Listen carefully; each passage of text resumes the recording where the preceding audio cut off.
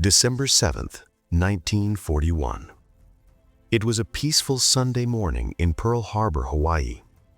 The waves of the sea were gently crashing against the shores. The sailors of the American Navy were slowly waking up from sleep. Some were heading toward breakfast. Some were spending relaxed moments with their companions.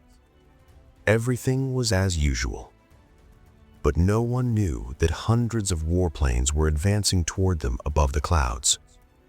In the next 90 minutes, an attack was about to happen that would change not only America's, but the entire world's history. This is the story of that morning which pushed the world into the fire of war. By the late 1930s, Japan had rapidly become powerful in Asia. It had attacked China and expanded its power in several regions of the Pacific. This situation had become a danger signal for America.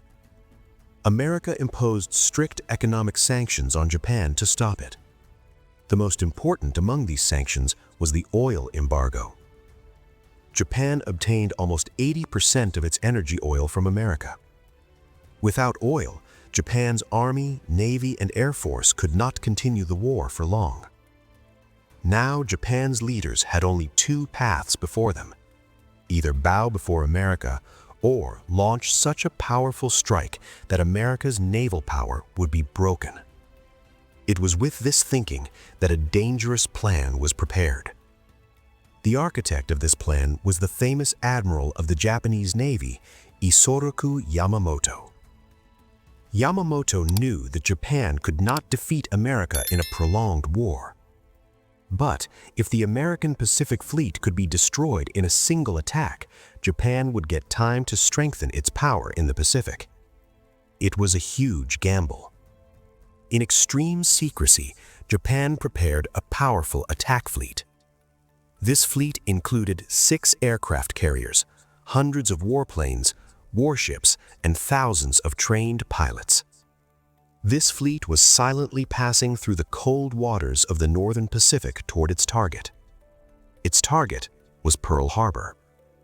If this plan succeeded, America's naval power in the Pacific would be almost eliminated. But the success of this entire plan depended on only one thing: a surprise attack. The morning of December 7th in Pearl Harbor began exactly like an ordinary day. American sailors were preparing breakfast. Some were still sleeping in their rooms. The Navy band was practicing for Sunday ceremonies. America's powerful warships stood lined up in the harbor. USS Arizona, USS Oklahoma, USS West Virginia, USS California. All of them appeared calm on the surface of the sea. But this calm was not going to last long. At 7:48 a.m., suddenly the roar of warplanes was heard in the sky. The attack had begun. The first wave of Japanese planes was led by pilot Mitsuo Fuchida. When they looked down and saw that the American fleet was completely unaware, they sent a radio message. Tora, Tora, Tora. This message meant that the attack had been completely sudden and successful. Moments later, bombs and torpedoes began falling on the harbor. The peaceful morning suddenly turned into explosions and screams. Japanese torpedo bombers were flying extremely close to the sea surface toward their targets.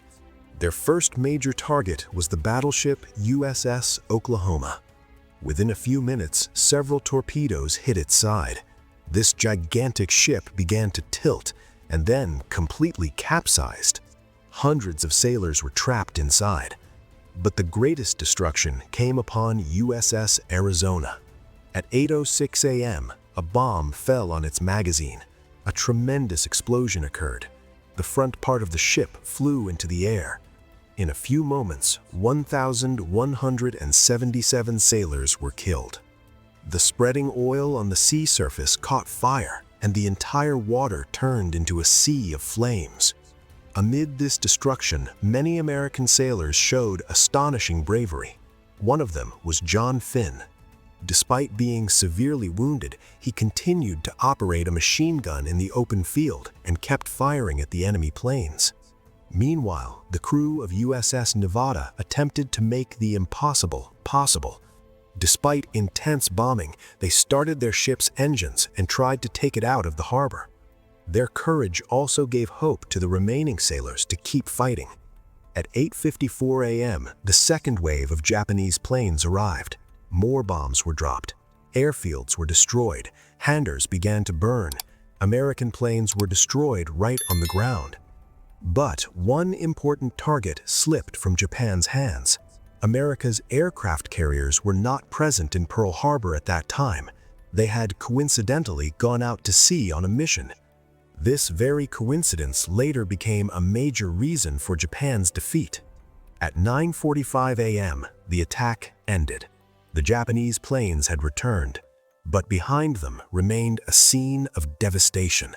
8 American battleships were destroyed or severely damaged. Approximately 200 aircraft were destroyed, and 2,403 Americans had been killed. Pearl Harbor was burning, but this attack had also awakened America. The next day, America's President Franklin D. Roosevelt addressed Congress. He said, "Yesterday, December 7th, 1941, a date which will live in infamy." Within a few hours, America declared war against Japan and officially entered World War II. The Pearl Harbor attack was a military success for Japan, but in the long term, it proved to be a major strategic mistake. America rebuilt its military power and defeated Japan in the Pacific.